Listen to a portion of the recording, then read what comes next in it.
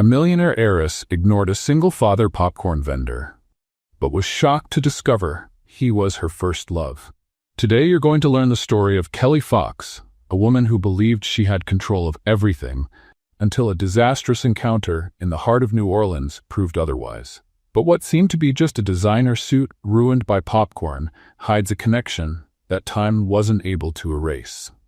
Kelly Fox crossed the sidewalk as if the entire world should get out of her way. And normally it did. Her high heels struck the concrete in a fast rhythm, her cell phone glued to her ear, coffee in the other hand, and exactly 12 minutes late for the most important meeting of the quarter. That's when the universe decided to play a trick on her. The popcorn cart appeared out of nowhere. Or rather, it was there all along, right in the heart of the French Quarter, but Kelly didn't see it because she was too busy yelling at her assistant about acquisition spreadsheets. The impact was cinematic. The coffee flew, the popcorn exploded, and Kelly's $3,000 blazer turned into an abstract work of art made of butter and caramel. What the? She stopped herself looking at the mess. Pieces of popcorn dripped down her blazer as if they were repelling. "Miss, are you okay?" The voice came from behind the cart. A man appeared holding a paper bag as if it were a shield.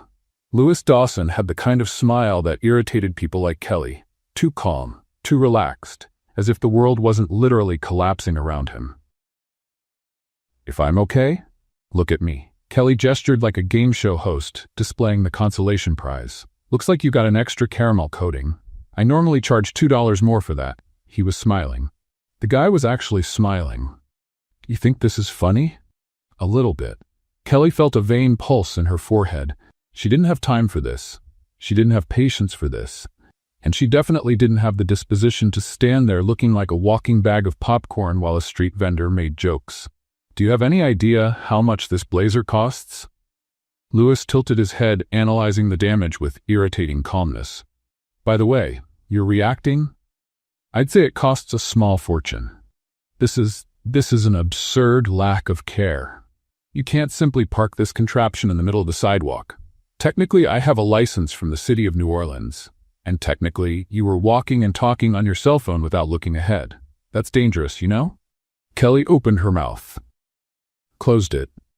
Opened it again. Nobody spoke to her like that. Nobody. "Listen here, Mr. Popcorn Vendor. Louis, my name is Louis. I didn't ask your name, I know. But I gave it for free. Just like the popcorn you're wearing now."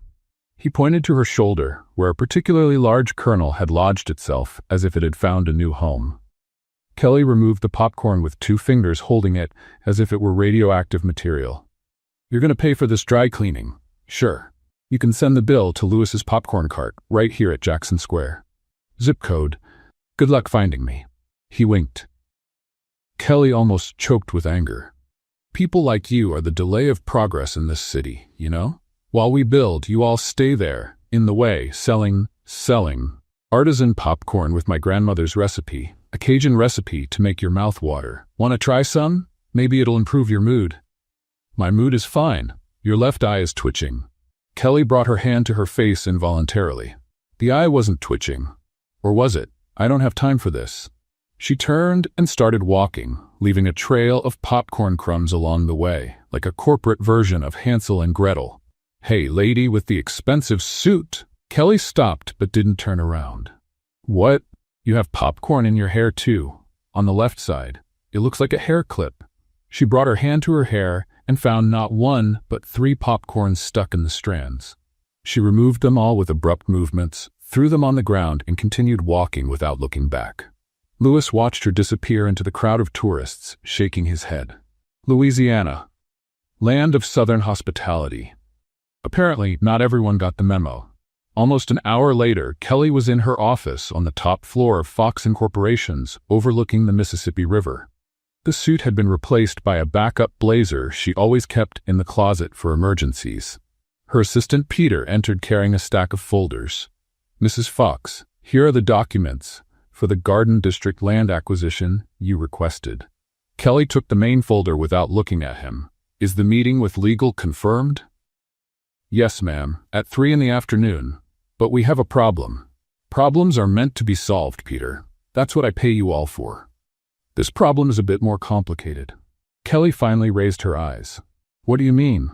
The land we need for the new skyscraper project, the owner refuses to sell. Then increase the offer. We already increased it 3 times. Increase it again. Mrs. Fox, we already offered double the market value. He simply says no. Kelly closed the folder with a thud. Who is this guy? Some spoiled heir? Some activist wanting to appear on television? No, ma'am. He's a street vendor. He sells popcorn in the French Quarter. The world stopped for a second. Popcorn vendor? Yes, the land has belonged to his family for 3 generations. He refuses to negotiate. Kelly felt a tingling in the back of her neck. It couldn't be. That would be too much of a coincidence. Show me his picture. Peter opened the folder and slid the document across the table. Kelly looked at the photo, and there he was, Lewis Dawson. The same irritating smile, the same calm eyes, the same man who had turned her day into a comedy of errors. The man who held the key to the most important project of her career. Mrs. Fox, are you okay? Your left eye is twitching. Kelly closed the folder forcefully. Schedule a meeting with him. But ma'am, he already refused. I didn't ask if he refused or not. I said to schedule a meeting. Peter swallowed hard. Yes, ma'am. He left quickly, leaving Kelly alone with Lewis Dawson's photo smiling at her from the document. She leaned back in her chair and took a deep breath, watching the boats pass slowly along the Mississippi down below. That popcorn vendor had just become the most important obstacle of her professional life, and she hadn't even managed to clean all the butter from her hair yet. Perfect, she murmured to herself. Simply perfect. On the other side of town, Lewis Dawson adjusted the lid of his popcorn cart, still thinking about the furious woman who had bumped into him that morning. The sound of a jazz band played in the distance while the Louisiana sun began to heat up. Poor thing, he said to himself, smiling. She must have a very stressful life. He had no idea how much their lives were about to cross again. And this time, the collision would be much bigger than spilled popcorn. Kelly spent the entire night staring at Lewis Dawson's photo in the document, and now she was standing in front of his house, wondering if she had completely lost her mind. The residence was on a tree-lined street in the Garden District, an old construction with a wooden porch and a swing that creaked with the wind. Nothing like the skyscrapers Kelly was used to frequenting. She adjusted her blazer, took a deep breath, and climbed the porch steps. Before she could knock on the door, a crash came from inside the house, followed by another, and another. And then the door opened by itself, and Kelly was hit in the face by a flying popcorn kernel. Apparently, the universe wasn't finished playing with her yet. Come in, come in. You must be the intern from social services. Lewis Dawson pulled her inside before she could even open her mouth. The man was covered in popcorn from head to toe. There was corn in his hair, corn on his shirt, corn in places Kelly preferred not to think about. I'm not. Sorry about the chaos. We had a small scientific incident. Small scientific incident was a generous way to describe that. The room looked like it had been attacked by a snowstorm, made exclusively of popcorn. There was corn on the sofa, corn on the curtains, corn hanging from the ceiling fan that was still spinning slowly, spreading more kernels around the environment. In the center of it all, a 7-year-old girl held a vacuum cleaner modified with duct tape and what appeared to be a hairdryer. Dad, I already told you it wasn't my fault. Physics betrayed me. Blair, sweetheart, physics doesn't betray anyone. You connected the vacuum in reverse mode. It was supposed to create a controlled corn propulsion system, and it created an uncontrolled corn propulsion system. Congratulations. Kelly remained standing at the entrance, holding her leather briefcase with the contract inside, completely forgotten. She had come there with a plan, a simple and direct plan. Enter, intimidate, get the signature, leave victorious. At no point in the plan was there a scientist child in a popcorn shower. Are you okay, miss? Lewis finally looked at her for real. His eyes were red from exhaustion, and there was a corn kernel stuck to his right eyebrow that distracted Kelly deeply. For a second, she was sure he was going to recognize her. The woman with the stained suit, the furious executive from the French Quarter. But no, he just smiled, relieved. Good thing you arrived.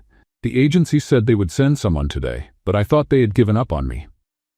Kelly opened her mouth to correct him, and then closed it. An idea began to form in her mind. A terrible, unethical, and possibly brilliant idea.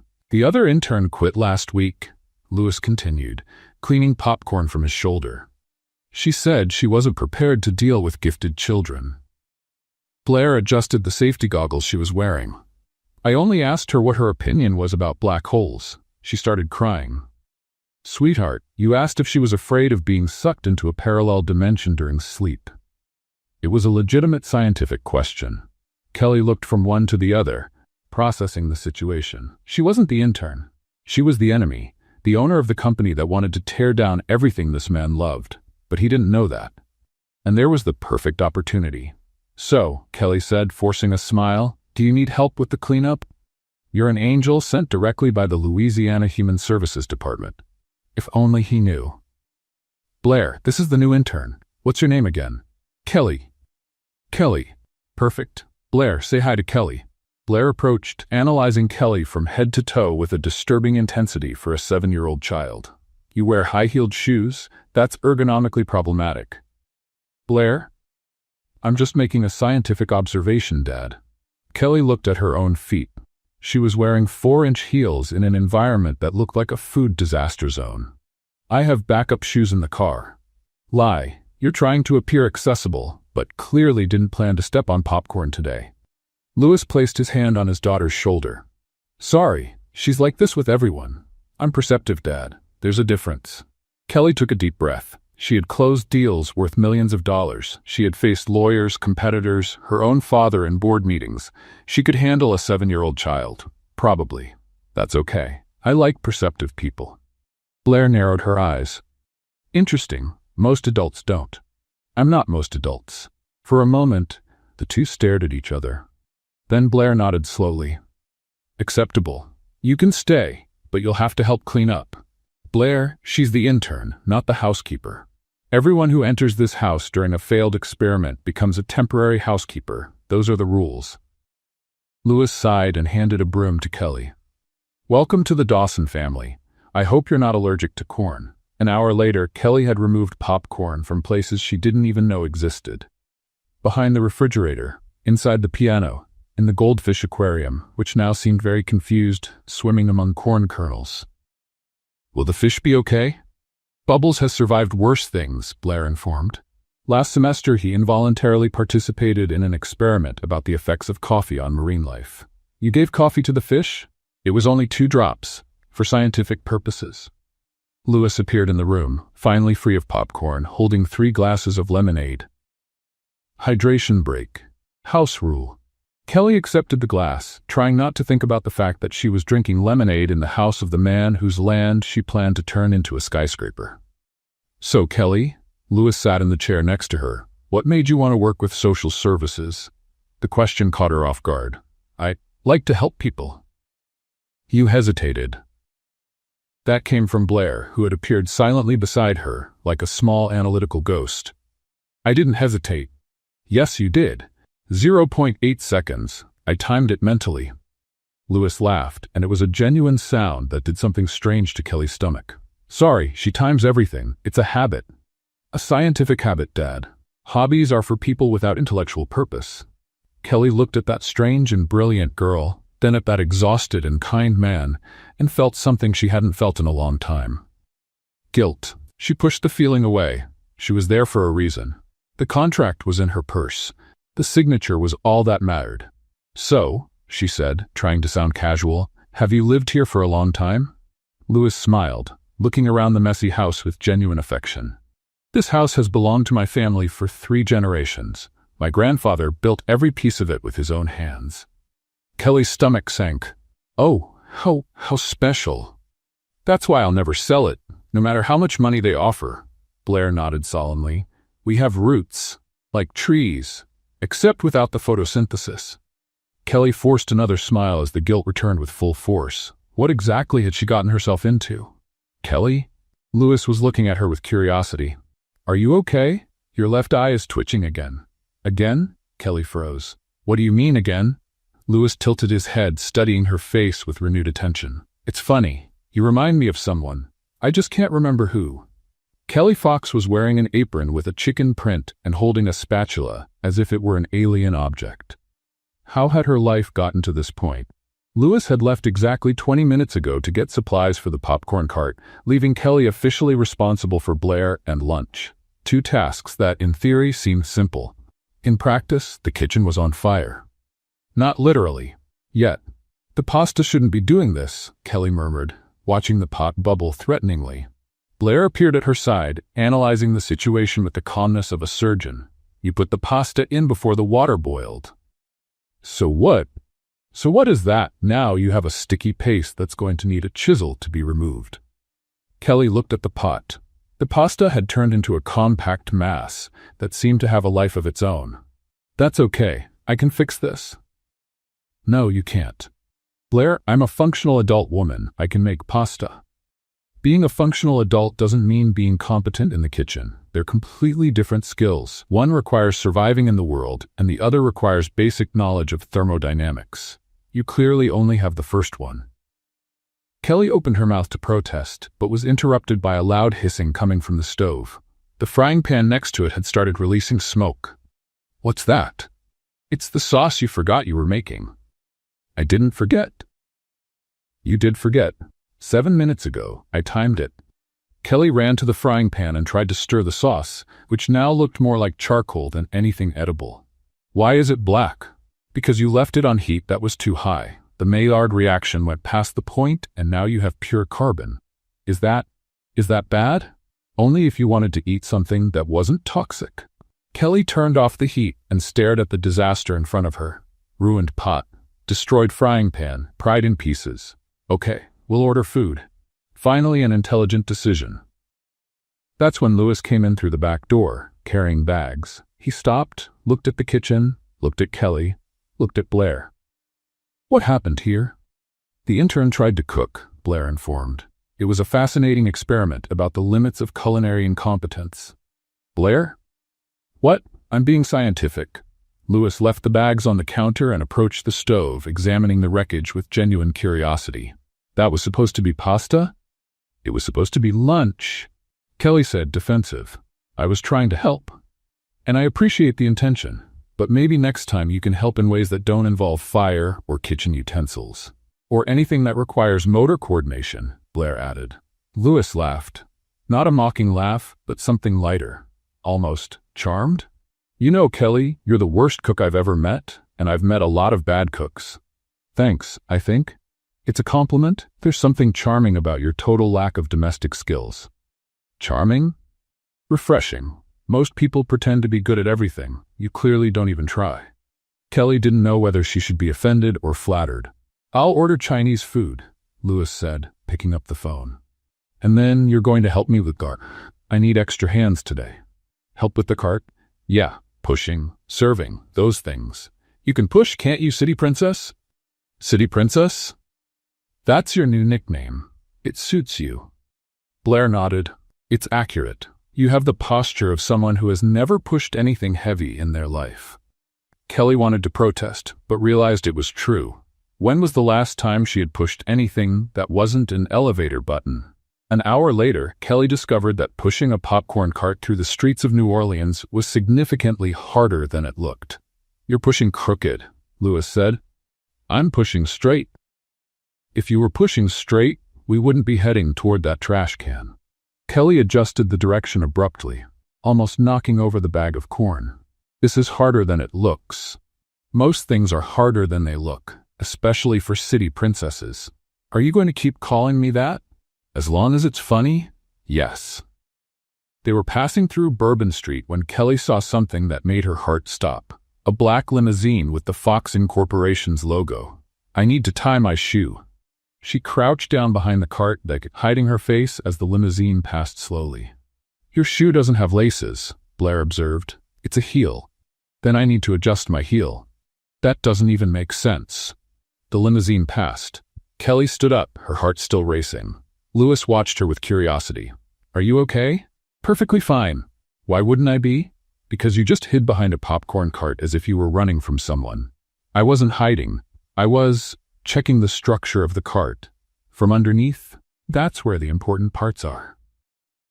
Lewis shook his head, clearly not convinced, but let it go. They stopped at Jackson Square, where Lewis began preparing the cart for customers. "Can I ask you something?" Kelly said, watching him work with surprising efficiency. "You can." "Why popcorn? You're clearly intelligent. You could be doing anything." Lewis stopped for a moment, looking at his hands. "I was an architect, graduated with honors. I had offers from the best firms in New Orleans." "What happened?" "Blair happened. Her mother left when she was 2 years old, said she wasn't ready to be a mother, left me with a small child and a career that required 80 hours a week." "You gave up your career for her?" "I chose her instead of the career. There's a difference." Kelly was silent, processing that. She had never chosen anything besides work. Her whole life was the company. Meetings, contracts, acquisitions. "Do you regret it?" Lewis smiled, watching Blair across the square, trying to explain quantum physics to a pigeon. Not for a second. Something tightened in Kelly's chest, something she couldn't name. "Hey, city princess," Lewis said, throwing an apron to her. "Less philosophy, more work. We have customers coming." Kelly looked at the apron. It had the same chicken print as the previous one. "Do you only have chicken aprons?" "Blair chose them. She says chickens are scientifically underestimated." Kelly put on the apron, feeling completely out of her element, but also, strangely, lighter. That night, while helping to close the cart, she realized she had spent the whole day without thinking about the contract, and that scared her deeply. "Kelly?" Lewis called, putting away the last utensils. "You're coming tomorrow, right?" She looked at him, at Blair asleep on the park bench, at that simple life she was about to destroy. "I am," she said before she could stop herself. On the way back to her luxury apartment, Kelly passed by Fox Incorporation's headquarters. The lights in her father's office were still on, and for the first time in her life, she didn't want to go in.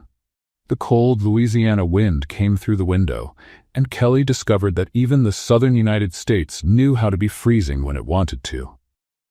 She was curled up on the Dawson family couch, pretending to read a book about child development that Blair had lent her.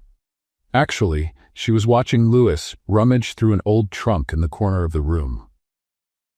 "Dad, I don't need gloves," Blair said, crossing her arms. "Cold is just a thermal sensation that can be overcome with willpower." "Sweetheart, willpower doesn't prevent hypothermia."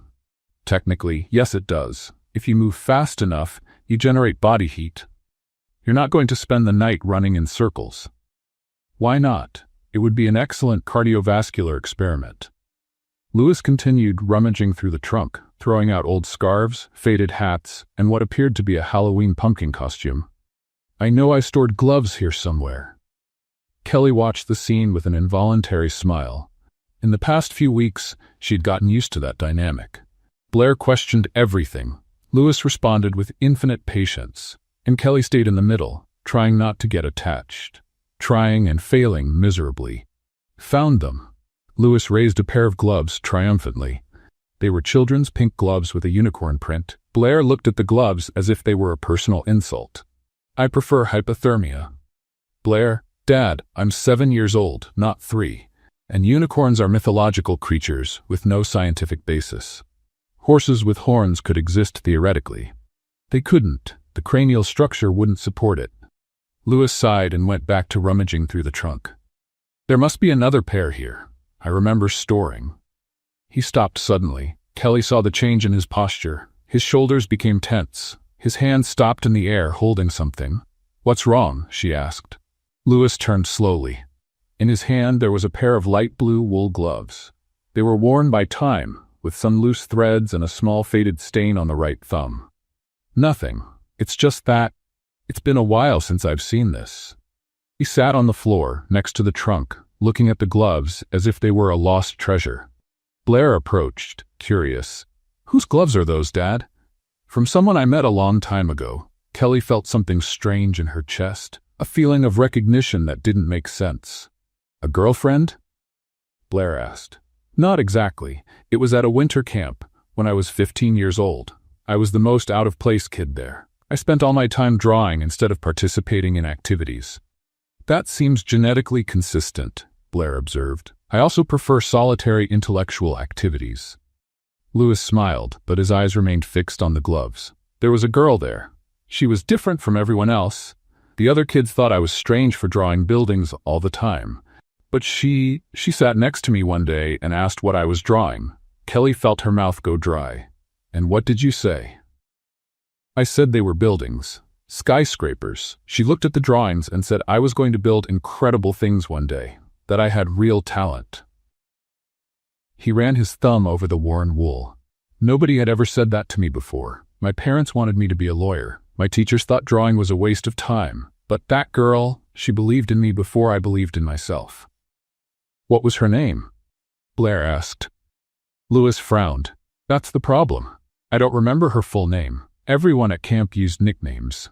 I called her Snowflake because she had arrived on the day of a snowstorm." Kelly felt the ground disappear beneath her feet. Snowflake.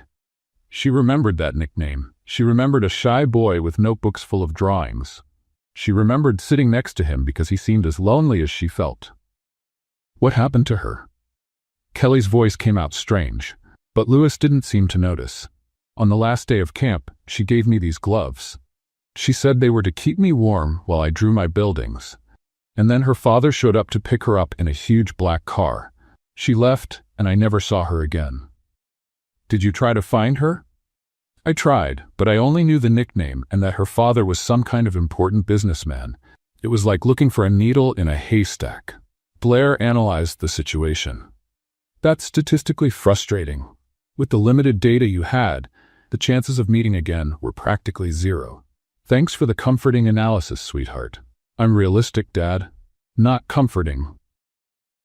Lewis carefully put the gloves away in his coat pocket. "You know what's funny? I became an architect because of her. Every building I designed, a part of me hoped she would see it, that she would know her words meant something." Kelly couldn't breathe. She remembered that camp. She remembered giving the gloves. She remembered the boy with dreamy eyes who drew skyscrapers.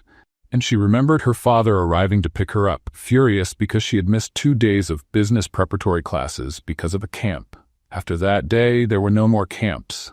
There was no more time to sit next to shy boys and talk about dreams. There was only Fox and corporations. "Kelly?" Lewis was looking at her. "Are you okay? You look like you saw a ghost." "I just need air." She got up too quickly and almost tripped on the coffee table. "Careful." Lewis caught her by the arm before she fell. His face was close, too close. "Hey, what's going on?" "Nothing. I just felt dizzy suddenly." "Do you want water?" "No, I need to leave." She grabbed her purse and practically ran to the door. "Kelly, wait." But she didn't wait. Outside, the cold Louisiana air hit her face like a slap. 15 years. 15 years ago, she had met Lewis Dawson. She had believed in him. She had given him the gloves he now kept as a treasure. And now she was there to destroy everything he loved. Kelly leaned against the porch wall, trying to control her breathing. Inside the house, she heard Blair ask, "Dad, why is the intern acting so strange?" And Lewis's answer, "I don't know, sweetheart, but I'm going to find out." Kelly didn't sleep that night. The light blue gloves wouldn't leave her head. The boy from camp, the skyscraper drawings, the words she had said 15 years ago that apparently had changed someone's life. The next morning, she returned to the Dawson house pretending nothing had happened. Pretending she hadn't run out the night before. Pretending her entire life hadn't just been turned upside down. Lewis opened the door with a relieved smile. "You came back. I thought I had scared you with the glove story." "No, I just felt sick suddenly. It must have been something I ate." "Chicken nuggets from dinner, probably." Blair appeared behind her father. "The bacterial contamination rate in processed foods is statistically concerning." "Thanks for the comforting information, Blair." "I'm informative, not comforting." Kelly entered the house, trying to act normally. But Blair watched her with those analytical eyes that seemed to see through any lie. What Kelly didn't know was that Blair Dawson was 7 years old, had an above-average IQ, and had just started a new scientific project, making her father fall in love with the strange intern. "Dad, can you get the sugar from the pantry?" Blair asked, with the most innocent voice she could manage. "Sure, sweetheart." "Kelly, can you help him? The sugar is on the top shelf, and Dad is afraid of heights." Lewis frowned. "I'm not afraid of heights." "Yes, you are. You got nervous on that Ferris wheel. That thing was swaying too much. It's different. It's the same thing. Go on." Kelly got up from the couch, still somewhat suspicious, and followed Louis to the pantry. It was a small space, very small, the kind of space where two people were necessarily too close to each other. "The sugar is up there," Louis pointed. "I see it. Do you want me to get it?" "I can reach it." Kelly stretched her arm. She couldn't reach it. "Do you want a chair?" "I don't need a chair." She stood on tiptoes. The high heels slipped. Kelly lost her balance and fell directly into Louis's arms. For a second, nobody moved. Kelly's face was inches from his. She could smell popcorn and soap, a combination that shouldn't be pleasant, but somehow was. "Are you okay?" Louis asked, his voice lower than normal. "I am. I just..." Click. They both turned their heads at the same time. The pantry door had just closed. Louis moved away from Kelly and tried the doorknob. Locked. "Blair?" "Yes, Dad?" Her voice came from the other side, perfectly calm. "The door locked." "How strange." "Blair, open the door." "I can't. It's locked." "Then unlock it." "I don't know how." Louis rested his forehead against the door. "Blair, you're 7 years old and you know how to take apart a vacuum cleaner. You know how to open a door. Maybe I temporarily forgot. It happens to the best minds." Kelly crossed her arms, looking around the tiny pantry. "How long do you think she's going to leave us here?" "Knowing my daughter? Long enough for her to consider the experiment successful." "What experiment?" Louis blushed slightly. I'm not sure." From the other side of the door, Blair answered, "It's an experiment about forced proximity and development of emotional bonds. I read about it in a scientific magazine." "You read scientific magazines?" Kelly asked. "Don't you?" Louis sighed. "Blair, this isn't appropriate." "Science doesn't worry about social appropriation, Dad. Science worries about results." 20 minutes later, Blair finally opened the door, writing something in a little notebook. "Data collected. You can come out." Kelly left the pantry, trying to maintain her composure. Louis looked at his daughter with a mixture of exasperation and reluctant pride. "We're going to talk about this later. I hope it's a productive conversation." The rest of the afternoon went relatively normally, or as normally as it could be in the Dawson house, until the juice incident. Kelly was crossing the kitchen when she stepped on something wet. Her feet slipped. She tried to hold onto the counter, failed, and fell. Right into Louis's arms, who was conveniently passing by at the same moment. "We need to stop meeting like this," he said, holding her. "I completely agree." From the corner of the kitchen, Blair watched with her notebook. "Interesting, the repetition of the pattern suggests physical compatibility." "Blair? What? It's scientific observation." Kelly straightened up, looking at the floor. "Why is there juice spilled here?" "I dropped it accidentally," Blair said. "Accidentally?" "Yes, my hand slipped. 4 times." Louis ran his hand over his face. "Sweetheart, what exactly are you trying to do?" "Nothing, just conducting domestic research." That night, Kelly was invited for dinner. When she arrived at the table, she found a scene that made her stop at the entrance. Candles. Everywhere. Candles in bottles, candles on saucers, candles in places where candles definitely shouldn't be. And in the center of the table, a plate of chicken nuggets arranged in the shape of a heart. "Blair prepared dinner," Louis explained, clearly embarrassed. "I noticed." "It's a romantic dinner," Blair informed. "I read that couples need romantic moments to strengthen bonds." "We're not a couple," Kelly said. "Yet," Blair corrected. "Blair? What? Statistically, you demonstrate all the signs of mutual attraction. Dilated pupils, frequent physical proximity, nervous laughter." Louis sat down, defeated. "Sorry about this. She read some book about behavioral psychology and now thinks she's an expert." "I am an expert." Blair sat at the head of the table, like a small queen observing her subjects. "Now, eat the nuggets while you talk about your feelings." Dinner was surprisingly pleasant, despite the embarrassing circumstances. Between one nugget and another, Louis began talking about the house, about the land, about the history. "My grandfather built all of this with his own hands. He was an immigrant, arrived in New Orleans with nothing. He worked, saved, and bought this piece of land." Kelly felt her stomach sink. "He turned this place into the heart of the community. Neighborhood children came here. Neighbors gathered. It was more than a property. It was a home for everyone." "And you want to keep it," Kelly said, her voice small. "I need to keep it. Not for me. For Blair. For my grandfather's memory. For all the people this place has helped over the years." Kelly looked at the candles, at the heart-shaped nuggets, at that man who had no idea who she really was, and felt the weight of guilt crush her chest. First, she had discovered he was the boy from camp, the boy she had encouraged, the boy who had kept her gloves for 15 years. Now, she discovered that the land she wanted to destroy wasn't just a property. It was an entire family's history, an immigrant grandfather's legacy, the heart of a community. "Louis, I need to tell you something." He looked at her, waiting. The doorbell rang. "Wait a second." Louis got up and went to the door. Kelly heard voices, a male voice that sounded strangely familiar. Then Louis returned to the kitchen, accompanied by a man in an impeccable suit and sharp smile. Kelly froze. It was Marcus Fox, her cousin, and he was looking directly at her. Marcus Fox was standing in the Dawson kitchen, smiling like a shark that had just found a lost little fish. Kelly felt the nugget dinner turn in her stomach. "Cousin, what a surprise to find you here." Louis looked from one to the other, confused. "You know each other?" "We do," Marcus answered before Kelly could open her mouth. "Kelly and I are old friends." "Cousins," Kelly corrected quickly. "Distant cousins, very distant, practically strangers." "What a coincidence," Louis said. "Mr. Fox came to talk about the land. Apparently, he works for that real estate company that wants to buy my property." "We work together." Marcus looked at Kelly with a malicious gleam in his eyes. "Isn't that right, cousin?" Kelly felt sweat run down the back of her neck. "Marcus is from the gardening department. He takes care of the office plants, from the company where I used to work, before being an intern." Blair, who was watching everything from the corner of the kitchen, narrowed her eyes. "Your story has many suspicious pauses." "That's my way of speaking. It wasn't like that before." Marcus let out a little laugh. "Kelly has always been full of surprises.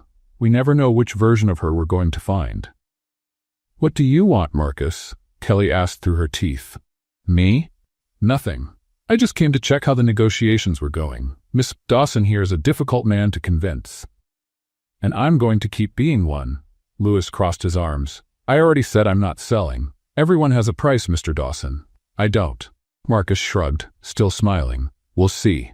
"Well, I don't want to interrupt your romantic dinner. Heart-shaped nuggets, how charming." He turned to leave, but stopped at the door. "Oh, Kelly, your father asked about you. Said it's been days since you showed up at the social services office." And he left, leaving a heavy silence behind. Louis turned to Kelly. "Is your cousin always like that?" "Like what?" "Unpleasant." "He has his moments. That was one of them." Blair wrote something in her notebook. "His body language indicated and yours indicated panic. Interesting data. Blair, go to sleep. It's 8:15. Go to sleep anyway." The next morning, Kelly arrived at the park where Louis sold popcorn with a knot in her stomach. Marcus knew where she was. Marcus had seen her with Louis, and Marcus never did anything without ulterior motives. She found Louis adjusting the cart at Jackson Square, with Blair sitting on a nearby bench reading a book about astrophysics. "Good morning, city princess," Louis smiled when he saw her. "Ready for another day of hard work?" "Always." Kelly put on the chicken apron and began helping organize the little bags of popcorn. For a moment, she almost managed to forget that her life was about to fall apart. Almost. "Look who's here." Marcus's voice cut through the air like nails on a chalkboard. He approached the cart dressed in an impeccable suit that seemed completely out of place in the middle of the park. Tourists passed around, street musicians played jazz, and Marcus Fox looked like an alien visiting a primitive planet. "A bag of popcorn, please," he said, smiling at Louis. $2.50. Louis responded, clearly suspicious. Marcus handed over a $20 bill. "Keep the change. Consider it a tip for the hospitality yesterday." Kelly positioned herself between the two. "Marcus, what are you doing here?" "Strolling, appreciating the local culture. Is that a crime? You've never appreciated anything that didn't come with dollar signs in front." "How unfair, cousin. I appreciate many things. Art, for example, and interesting coincidences." He bit into a popcorn, chewing slowly. "You know, Mr. Dawson, I've always found it fascinating when people pretend to be what they're not. Don't you agree?" Louis frowned. "What do you mean?" "Nothing, just philosophizing. Life is full of masks, isn't it? Sometimes the person you think you know is completely different beneath the surface." Kelly felt her heart race. "Marcus, can I talk to you for a second?" In private? Sure, cousin. I'd love to catch up. She pulled him away from the cart, stopping behind a century-old tree. What do you want? Straight to the point. I like that. Marcus? Okay. I want to know what you're doing, Kelly. Your father is furious. You disappeared from the office, you don't answer calls, and now I discover you're playing babysitter for the man who's blocking our most important project. That's none of your business. It is my business, because while you're playing house, I'm doing the real work, and your father is starting to notice who really deserves to inherit the company. Kelly felt a chill down her spine. You wouldn't dare. I wouldn't dare what? Show Uncle that his daughter is emotionally compromised with the enemy? That she's sabotaging her own company because of a popcorn vendor? I'm not sabotaging anything. Then what are you doing, Kelly? Because from where I'm standing, it looks like you're falling in love with the wrong man. Kelly didn't answer. Marcus smiled, satisfied. That's what I thought. He took his phone out of his pocket and, before Kelly could react, turned and took a picture of her with Louis in the background at the popcorn cart. What are you doing? Documenting, for security purposes. Marcus, delete that. No, thank you. I think I'll keep it. You never know when a photo might be useful. Kelly tried to grab the phone, but Marcus was faster. Easy, cousin. No need to get nervous. I'm not going to use this, unless you give me reasons to. This is blackmail. This is business. You should know the difference. He put away his phone and adjusted his suit. You have 1 week to get that signature. After that, I'll tell Uncle everything, and your little boyfriend too. Marcus walked away, whistling an irritating melody. Kelly stood still, feeling the world spin around her. Kelly? Louis's voice came from behind her. Is everything okay? She turned, forcing a smile. It is. My cousin just wanted to say hi. He seems like the type of person who says one thing and means another. You have no idea. Louis watched her for a moment, clearly worried. You know you can tell me anything, right? Kelly looked at him. At that kind man who kept gloves from 15 years ago, who had given up his career for his daughter, who had no idea that she was the person who wanted to destroy everything he loved. I know, she lied. That night, lying in her bed with imported sheets, Kelly looked at the ceiling and made a decision. She had 1 week. 1 week to figure out how to save Louis without destroying herself. The problem was that, deep down, she was beginning to suspect this was impossible. 5 days had passed since Marcus's ultimatum, and Kelly still hadn't slept properly. She was helping Louis load boxes of corn onto the cart when he dropped everything on the floor and stared at her with a huge smile. I got in. Got in where? The New Orleans Great Street Food Festival. I just received confirmation. Kelly felt her stomach sink. The festival? That festival? The biggest gastronomic event in the state. 3 days of sales. If I can get a good result, I'll pay off the land debts, and Fox and corporations will never be able to pressure me again. The universe had a very cruel sense of humor. That's amazing, Kelly forced a smile. You don't seem excited? I am excited. It's just that my face takes a while to process positive emotions. Blair appeared at the door, carrying a clipboard. I already did the calculations. Considering the average flow of visitors, the price per unit, and the profit margin, Dad would need to sell approximately 4,200 bags of popcorn to cover all the debts. 4,200? Kelly choked. In 3 days. It's statistically challenging, but not impossible. Louis messed up his daughter's hair. Thanks for the vote of confidence, sweetheart. It's not confidence. It's math. They're different things. Kelly looked from father to daughter, feeling the weight of the dilemma fall on her shoulders. If Louis succeeded, Fox and corporations would lose the land forever. Her father would be furious. Marcus would have ammunition to destroy her. If Louis failed, he would lose everything. His grandfather's house, the family legacy, the heart of the community. And Kelly would be responsible for it. You're going to help me, right? Louis asked, his eyes full of hope. Of course, she answered, before she could stop herself. I'll be there. The first day of the festival arrived with scorching sun and a crowd that seemed endless. Kelly had never seen so many people in one place. Food stands stretched for entire blocks. The smell of fried food, spices and sweets mixed in the air. Live music competed with the noise of conversations. And in the middle of all this, Louis Dawson's humble popcorn cart. We're in the worst possible location, Kelly observed, looking around. It's what I could afford to pay for, Lewis shrugged. We'll make it work. Dad is too optimistic, Blair informed. I already calculated that our position reduces the potential flow of customers by 43%. Thanks for the motivation, sweetheart. Motivation doesn't pay bills, strategy does. Kelly looked at the girl with renewed respect. She's right. We need a strategy. The first hours were promising. Lewis's popcorn was really good, and customers who tried it always came back for more. Blair stayed at the entrance distributing free samples with the efficiency of a general commanding troops. Free sample of Cajun popcorn, family recipe, statistically superior to 92% of popcorns on the market. Where did you get that statistic? A customer asked. I made it up, but it's probably correct. Kelly was laughing for the first time in days when it happened. A hiss, a crack, and then smoke. Dad, the machine is making strange noises. Lewis ran to the cart. The popcorn machine shook, coughed, and finally stopped completely. No, no, no, no. He tried to turn it on again. Nothing. What happened? Kelly approached. The motor burned out. I knew I should have replaced it, but I didn't have money, and Lewis ran his hand through his hair, desperate. The line of customers began to disperse. Murmurs of impatience, people looking at other stands. Kelly saw weeks of work about to go down the drain. And something inside her snapped. Okay, calm down. Let me think. Kelly, there's nothing to think about. Without the machine, there's no popcorn. Without popcorn, there's no sale. Without sale. Lewis, be quiet for a second. He fell silent, surprised. Kelly looked around, assessed the situation, and then her executive brain kicked in. Blair, can you keep the line entertained for 10 minutes? I can recite facts about the quantum physics of corn. Perfect, do that. Most people don't find quantum physics interesting. Then make them find it interesting. Kelly turned to Lewis. Do you have enough corn for the day? I do, but...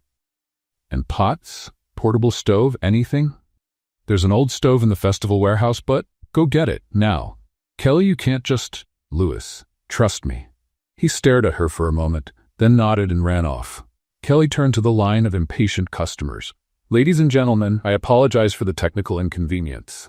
While we resolve the situation, my assistant will share fascinating information about the science behind perfect popcorn. Blair positioned herself in front. Did you know that each grain of corn contains approximately 14% moisture? When heated to 180 degrees Celsius, that moisture turns into steam and... Some customers left, but most stayed curious.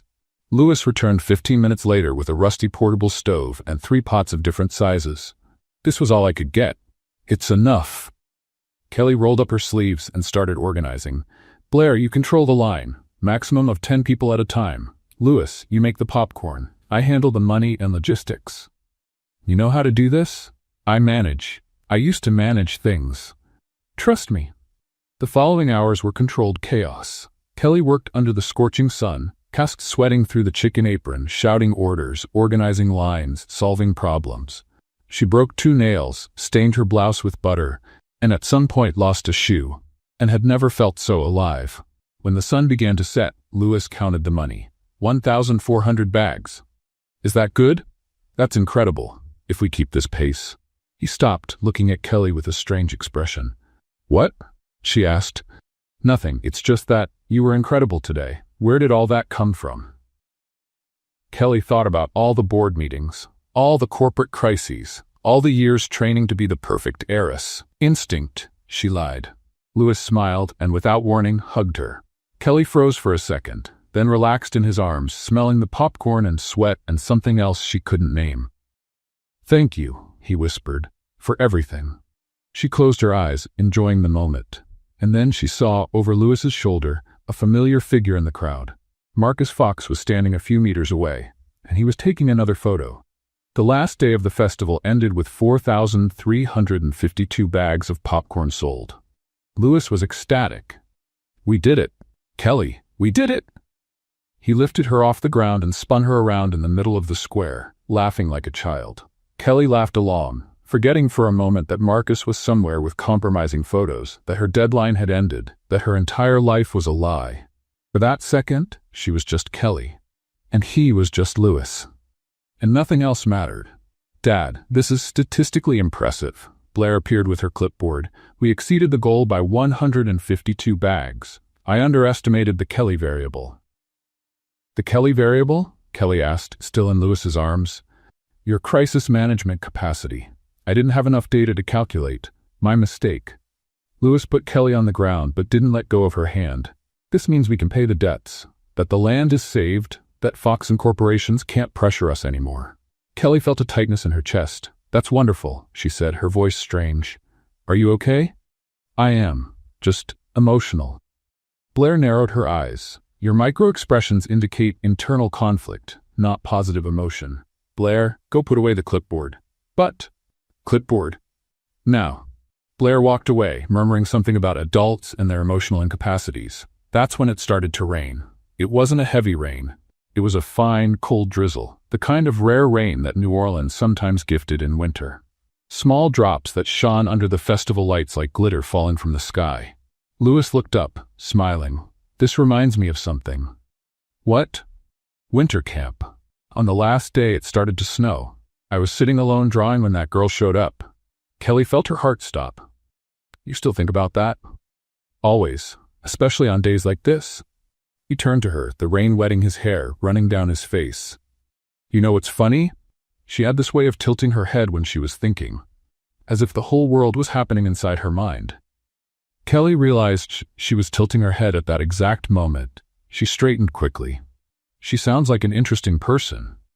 She was, and she said something I never forgot. What did she say? Lewis stared at her, his eyes shining with the rain and something else. She said that dreams weren't nonsense, that people who draw buildings are the ones who change the world, and that I should stop hiding and show everyone what I was capable of doing. Kelly felt tears mix with the rain on her face. Lewis, you tilt your head the same way she did. The air between them became heavy, and your eye twitches when you're nervous, just like hers. Lewis, I need to tell you, and you use the same words.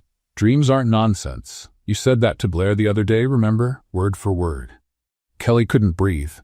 And there's one more thing. He took something out of his pocket, the light blue gloves, worn by time. On the last day of camp, she gave me these gloves, and I kept them for 15 years hoping to find her again. He took a step forward. Snowflake. The nickname hit her like lightning. You knew? I suspected, since the night of the gloves, but I wasn't sure until now. Why didn't you say anything? Because I wanted you to tell me. I wanted you to trust me. The tears now flowed freely down Kelly's face. Lewis, I wanted to tell you. I was going to tell you. But everything got so complicated. And, hey, he held her face with both hands. It doesn't matter. You're here. I found you. You don't understand. There are things you don't know about me. I know everything I need to know. No, you don't. Kelly, Ladies and gentlemen, your attention, please. The amplified voice cut through the moment like a knife. Kelly and Lewis turned at the same time. Marcus Fox was standing in the center of the square, holding a microphone. Next to him, a team of lawyers in suits and ties, and behind a news van with cameras pointed directly at them. What's happening? Lewis asked. Kelly felt the world collapse. No. I would like to present to you a fascinating story, Marcus continued, clearly enjoying every second. A story about lies, betrayal, and the most famous heiress in the Louisiana real estate market. The cameras moved closer. Lewis, listen to me. Ladies and gentlemen, the woman standing next to Mr. Person, Lewis Dawson, is not a social services intern, murmurs in the crowd. She is Kelly Fox, heiress of Fox and Corporations, the same company that's trying to destroy the Dawson family land. Lewis turned to Kelly, his face pale. What? Lewis, I can explain. Is it true? It's complicated. Is it true or not? Kelly felt tears stream down. Yes, it's true. The silence that followed was worse than any scream. Lewis let go of her hands and took a step back. Everything was a lie. No, Lewis, my feelings are real. The camp was real. Everything that happened between us. You came to my house to make me sign a contract. At first, yes, but after, you pretended to be someone else. I know, and I regret it. You lied to me, to Blair, to everyone. The cameras captured everything. Marcus smiled like a cat that had just caught the canary. Lewis, please. He raised his hand, interrupting her. I need some time. Lewis, Kelly, or whatever your real name is, please, go away. She stood in the rain, watching Louis take Blair by the hand and walk away without looking back. Marcus approached, putting away his phone.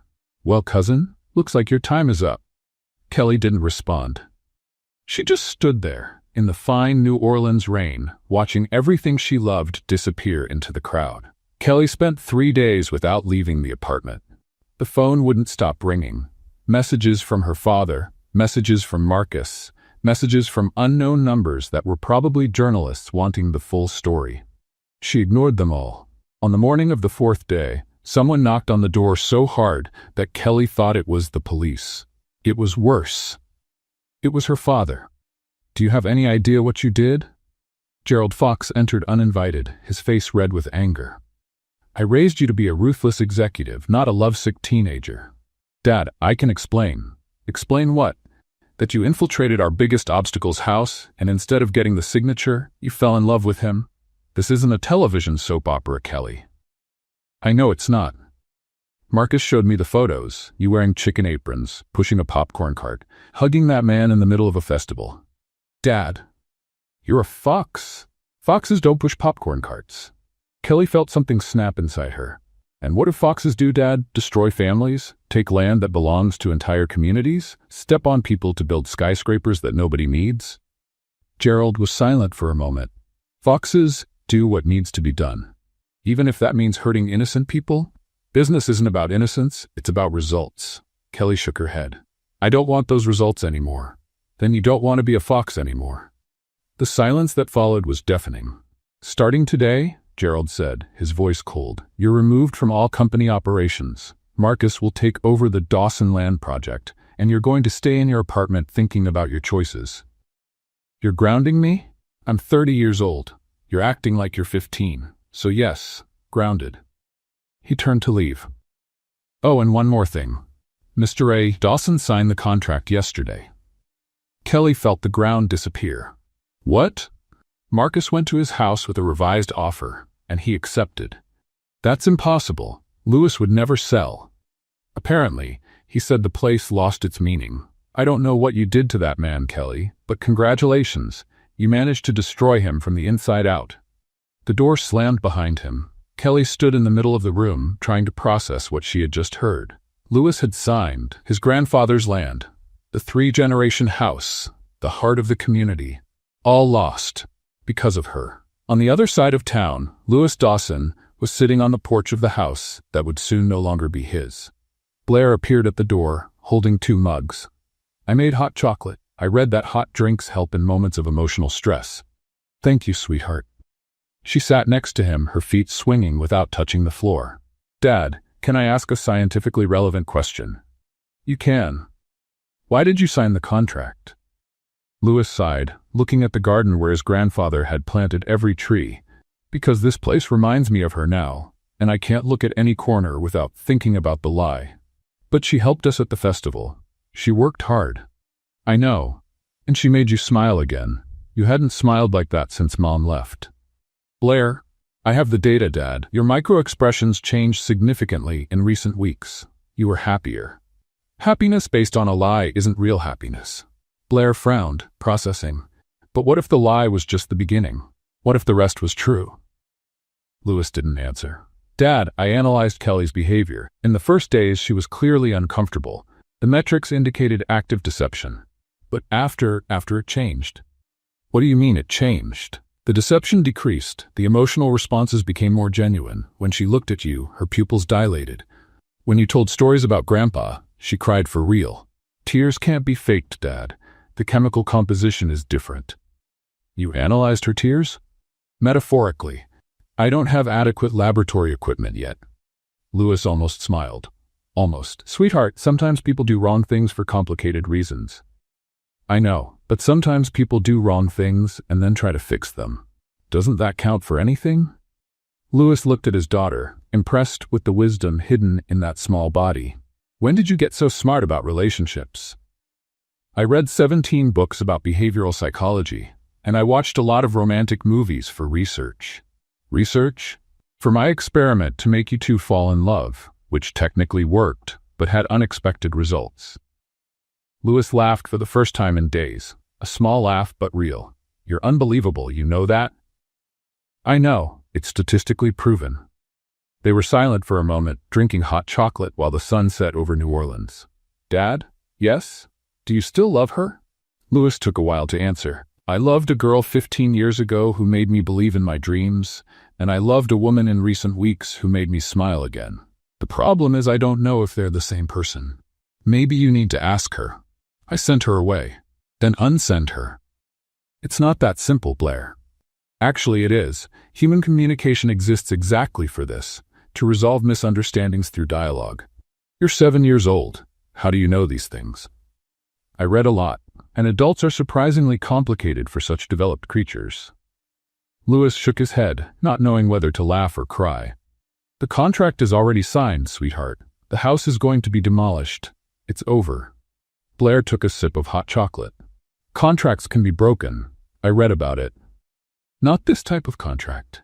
Every type of contract has loopholes. You just have to find the right person to look. Louis looked at his daughter with curiosity. What are you thinking? Blair smiled, the kind of smile that usually meant trouble. I'm thinking that maybe it's time for me to pay a visit. A visit to whom? Blair finished the hot chocolate and stood up. To someone who owes me a complete scientific experiment. Before Louis could ask more, she had already gone into the house, and the next morning, Blair Dawson had a plan. Louis Dawson knew he was making a mistake, but his daughter had that look. The look that said, you can say no, but I'm going to do this anyway, so you'd better cooperate. Blair, I'm not going to take you to Fox Corporations. Dad, technically you're not taking me, you're giving me a ride. They're different things. They're the same thing. They're not. A ride implies you're just providing transportation. What I do after is my responsibility. Louis rubbed his face with his hands. You're 7 years old. Age is just a number. Emotional maturity is a much more relevant metric. And your emotional maturity says that confronting the woman who destroyed our family is a good idea? She didn't destroy our family, Dad. She made mistakes. They're different things. Louis was silent. Besides, Blair continued, if you don't take me, I'll take the bus and the streetcar, and I'll probably get lost at least twice because the New Orleans public transportation system is confusing for beginners. That's emotional blackmail. That's logic. Emotional blackmail would involve tears and manipulation. I'm just presenting facts. 30 minutes later, Louis parked the car in front of the Fox Corporation's building. I'm going in with you. No. Blair? Dad, this is something I need to do alone. You're going to stay here waiting. I'll be back in 20 minutes. What if you don't come back? Then you can come in and rescue me heroically. But I'll come back. Louis looked at the imposing building, then at his determined daughter. Why is this so important to you? Blair hesitated for the first time. Because you stopped smiling, Dad. And I want you to smile again. Before Louis could respond, she had already gotten out of the car. The Fox Corporation's receptionist was having a quiet morning until a 7-year-old child appeared at the counter. Good morning. I would like to speak with Kelly Fox, please. The woman looked down, surprised. Hi, sweetheart. Are you lost? No, ma'am. I know exactly where I am. My name is Blair Dawson, and I have an important matter to discuss with Miss Fox. Dawson? The receptionist frowned. That name sounds familiar. Probably because my father is Louis Dawson, the man with the land you want to buy. The receptionist's eyes widened. Oh, I see. Is Miss Fox available? Sweetheart, I can't just let you go up. Where are your parents? My father is in the car outside. He brought me here. You can check through the window if you want. He's the man with the face of someone who made questionable decisions. The receptionist looked through the glass window and saw Louis sitting in the car, clearly anxious. Does he know you're here? He brought me. So technically, yes. But he didn't come in with you, because I asked him not to. This is a matter between me and Miss Fox. The receptionist seemed genuinely confused about what to do. Listen, sweetheart, I understand you want to talk to her, but Miss Fox took care of me for several weeks. She burned pasta in my kitchen. She wore chicken aprons. She helped me feed my fish Bubbles. I think she'll want to see me. She took care of you? It's a long and complicated story involving false identities and unexpected development of emotional bonds. But the summary is, we're friends. The receptionist picked up the phone, still uncertain. "Let me call her Floor. One moment." Blair waited patiently, her hands folded in front of her body. "Miss Fox, there's a child here in the lobby. She says her name is Blair Dawson, and that—" "Yes, Dawson. She says you're friends, and that—" "I understand. Yes, ma'am." She hung up, looking surprised. "You can go up. 32nd floor, last door on the right." "Thank you. Your professional competence is admirable." Blair entered the elevator with the confidence of someone who did this every day. When the doors opened on the 32nd floor, Kelly was already waiting in the hallway. She looked terrible. Deep dark circles, hair tied up any which way, wrinkled clothes. "Blair? What are you doing here?" "I came to complete my experiment." "What experiment?" "The experiment to get you and Dad together. It had unexpected results, but it's not over yet." Kelly knelt down to be at the girl's height. "Blair, your father and things got very complicated." "I know. That's why I'm here." Blair took off her backpack and opened the zipper. "I brought something you need to see." She pulled out a folded paper, yellowed by time with creases from being opened and closed many times. "What's this?" "Open it." Kelly took the paper with trembling hands and unfolded it. It was an architectural drawing, hand-drawn lines, careful details, a beautiful building surrounded by trees and green areas. At the top, in neat letters, Dawson Community Center. And in the lower right corner, 2 signatures. Lewis Dawson and Kelly. The tears came before Kelly could stop them. "Where did you find this?" "In the box where Dad keeps things from camp, along with the blue gloves." "He kept this for 15 years? Dad keeps everything that matters to him." Kelly ran her fingers over the signatures. She remembered that day, the 2 of them sitting in the snow dreaming about the future. "Blair, I ruined everything." "That's true. You made significant mistakes. Thanks for the honesty." "But," Blair sat on the hallway floor, pulling Kelly to sit next to her. "Mistakes can be fixed. That's how science works. Hypothesis, test, failure, adjustment, new attempt. Your father signed the contract. The land is going to be sold. Contracts have loopholes. I read about it." "Blair, it's not that simple. Dad stopped drawing again, you know?" Kelly was silent. "He had started drawing again while you were there. I found new sketches. Beautiful projects. But after you left, he put everything away again." "Blair? He stopped believing in people when Mom left. And he stopped again now. Except this time it's worse. Because this time he thought he had found the right person." Kelly wiped away her tears. "What if I can't fix it?" "You don't know until you try. That's the first rule of science." "I thought the first rule was to ask questions." "There are several first rules. Science is flexible like that." Kelly looked at that extraordinary girl sitting on the cold floor of a corporate hallway. "You're amazing, you know that?" "I know. It's statistically proven." "Is your father downstairs?" "In the car. Waiting. Probably biting his nails with anxiety." Kelly stood up, helping Blair do the same. "I'm going to find a way to fix this, even if I lose everything." "You already lost everything. What more do you have to lose?" It was true. "Blair Dawson, you're the wisest person I know." "I know. Now let's go down before Dad has a nervous breakdown." The 2 walked to the elevator side by side. "Kelly?" "Yes? When you and Dad get married, can I be the maid of honor?" "Blair, we haven't even spoken again yet." "I know, but I like to plan ahead." The elevator doors opened, and on the other side was Marcus Fox, smiling like someone who had just won the lottery. Well, what an interesting meeting." Marcus Fox blocked the elevator entrance like an obstacle in an Italian suit. "Cousin, what a surprise, and you brought the enemy's daughter. What a touching scene." Blair analyzed him with her scientific eyes. "Your micro-expressions indicate you're faking sympathy. It's a common manipulative technique in individuals with narcissistic tendencies." Marcus blinked. "What did this child just call me?" "She said you're fake," Kelly translated. "And she's right." Kelly. "You really think you can confront me? You were removed. You don't have any power anymore." "I don't need power. I need truth." Kelly took a step forward, holding the drawing Blair had given her. "You forced Lewis to sign that contract under emotional coercion. He had just discovered I was a fox. He was devastated, vulnerable, and you showed up with lawyers to pressure him. That's called business opportunity. That's called illegal practice according to Louisiana contract law. Article 2002 of the Civil Code. Contracts signed under undue influence or extreme emotional pressure can be annulled. Marcus paled slightly. You're bluffing. I spent the entire night researching, and I called 3 different lawyers. They all confirmed the same thing. Blair raised her hand. I researched too. The jurisprudence is clear. There are at least 15 precedent cases in the last 10 years alone. You're 7 years old, Marcus said, incredulous, and you have a significant legal problem. Age doesn't change facts. Kelly smiled for the first time in days. Marcus, you have 2 options. The first, I take this to the board, expose your tactics, and let them decide what to do with you. And the second? You tear up the contract now and pretend none of this happened.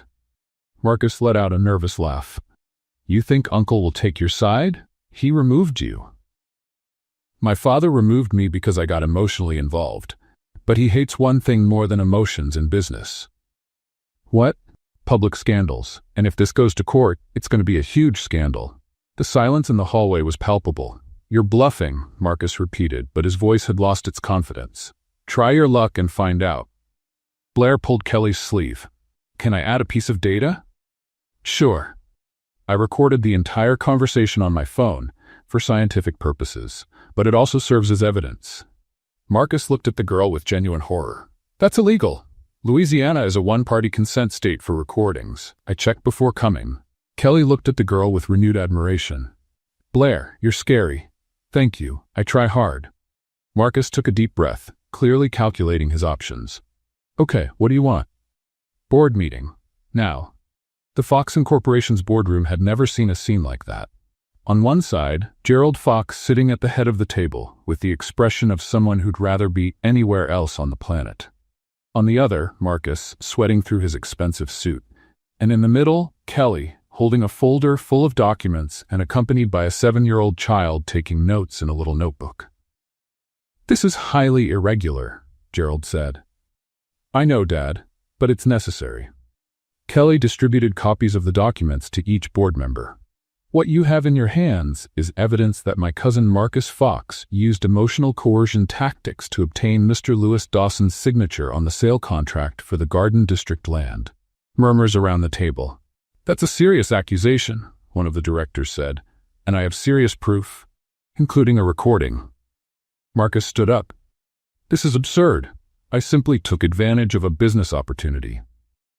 You showed up at the house of an emotionally devastated man, accompanied by lawyers, and pressured him to sign a document he clearly didn't want to sign. That's not opportunity. That's coercion. Gerald looked from Kelly to Marcus. Marcus, is this true? Uncle, is it true or not? Marcus's silence was answer enough. Gerald sighed deeply. Kelly, what do you propose? First, that the contract be annulled and the land returned to Mr. Dawson. And second, Kelly took a deep breath. It was now or never.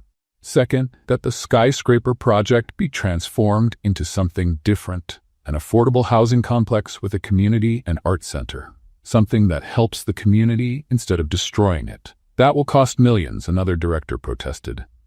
It will make a profit in the long run. Affordable housing is in high demand, and good publicity is priceless. Gerald studied her for a long moment. And what do you gain from this? Nothing. Actually, I want to resign from my position as heiress. General shock in the room. Kelly, are you sure? Gerald asked, genuinely surprised. I am. I don't want to inherit an empire built on top of hurt people. I want to build something different, something mine. Blair raised her hand. Can I speak? Who is this child? The director asked. Blair Dawson, daughter of the man whose land you want to buy, and future scientist. Pleasure. She stood up, adjusting her glasses. I have a relevant observation. Miss Kelly worked at my father's popcorn cart for weeks. She burned pasta, wore chicken aprons, and helped save our business at a festival. She didn't do it for money or power. She did it because she cares. The room fell silent. And you should care too. Because companies that care last longer. I have the statistical data if anyone wants to see it. Gerald looked at the girl, then at his daughter. You did all that? Chicken aprons? They had chicken prints, Dad. It was what was available. For a moment, something changed in Gerald's face. Something that almost looked like pride? The proposal is accepted. Marcus, you're removed until further notice. Kelly, he hesitated, do what you think is right. Kelly smiled. Thank you, Dad. 6 months later, the sun shone over the Garden District of New Orleans. A new sign decorated the entrance to the land that had almost been destroyed, Dawson Fox Community Center. And in the middle of the newly planted garden, a wedding was taking place. Lewis Dawson waited at the improvised altar, wearing an elegant suit that Blair had approved after extensive paternal presentability tests. In his pocket, as always, there were popcorn crumbs. "Are you nervous?" the priest asked. "Completely. That's normal. My daughter told me my cortisol level is 17% above normal. She measured it this morning." "Your daughter measured your stress hormones?" "She's special." The music began to play. Blair appeared first, walking down the flower aisle with the seriousness of someone conducting an important scientific experiment. Her white dress had been modified with small LED lights that blinked in synchronized patterns. "I programmed the lights to blink at the rhythm of the human heart," she explained to the guests as she passed, "for purposes of scientific romanticism." Then Kelly appeared. She wasn't wearing a traditional wedding dress.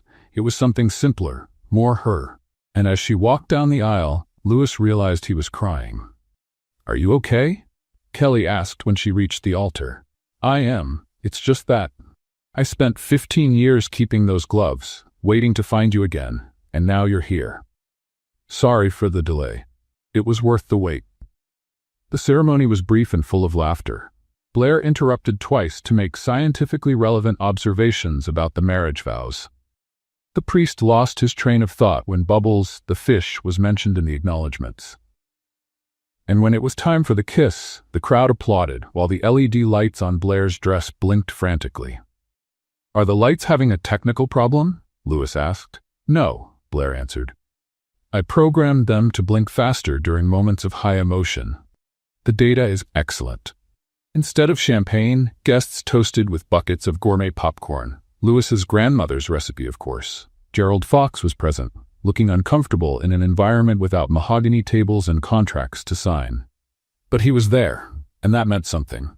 "Dad, thank you for coming," Kelly said. "I wasn't going to miss my daughter's wedding, even if it's on land I tried to buy." "Technically, you still own part of the community center." "I know. It's the strangest investment I've ever made. But not the worst?" Gerald looked around. Children running, neighbors talking, a community gathered. "No, definitely not the worst." Later, as the sun set over New Orleans, Kelly and Lewis sat on the porch bench, the same bench where Lewis had told the story of the gloves. "Any regrets?" he asked. "About what?" "About having lost your father's empire."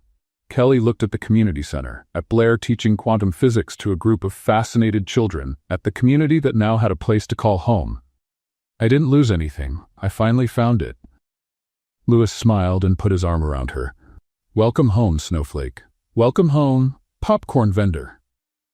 And as the stars began to appear in the Louisiana sky, Kelly Fox Dawson realized that some happy endings don't come from empires and fortunes. Sometimes they come from blue gloves kept for 15 years, chicken aprons, and a 7-year-old girl who believed in the power of science. And popcorn. Lots and lots of popcorn. This was the story of Kelly, Lewis, and little Blair.